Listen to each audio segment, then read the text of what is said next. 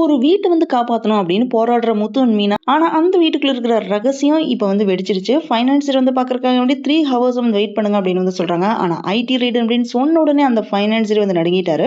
அதுக்கப்புறம் அந்த உண்மை என்னன்னு தெரியுமா? இந்த பணத்துக்கும் ஜப்திக்கும் காரணமே சிந்தாமணி தான் அப்படின்னு டைரக்டா வந்து ஃபைனான்சியர் வந்து சொல்லிடுறாரு. இதை கேட்ட முத்து and மீனா 2 பேருமே அப்படியே ஷாக்கிங்ல வந்து நிக்கிறாங்க. ஆனா இங்க தான் வந்து பெரிய ட்விஸ்டே.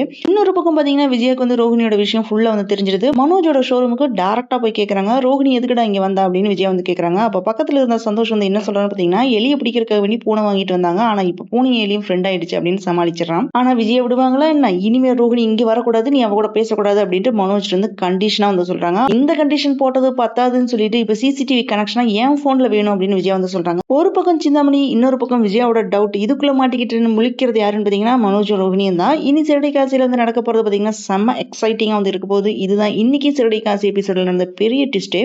ஆனா இதுக்கப்புறம் பெரிய ஷாக்கிங் வந்து வெயிட்டிங்ல இருக்குது. இப்போ முத்து and மீனா வந்து என்ன முடிவு எடுக்க போறாங்க? விஜயா கண்டுபிடிக்க போற உண்மை என்னவா இருக்கும்? இதெல்லாமே ஃபுல்லா தெரிஞ்சுக்கணும் அப்படின்னா ஃபுல் வீடியோ மிஸ் பண்ணாம கண்டிப்பா பாருங்க. இந்த வீடியோ பிடிச்சிருந்தா லைக் பண்ணுங்க, ஷேர் பண்ணுங்க. அரேபியன் அணி சேனலை மறக்காம சப்ஸ்கிரைப் பண்ணி சப்போர்ட் பண்ணுங்க.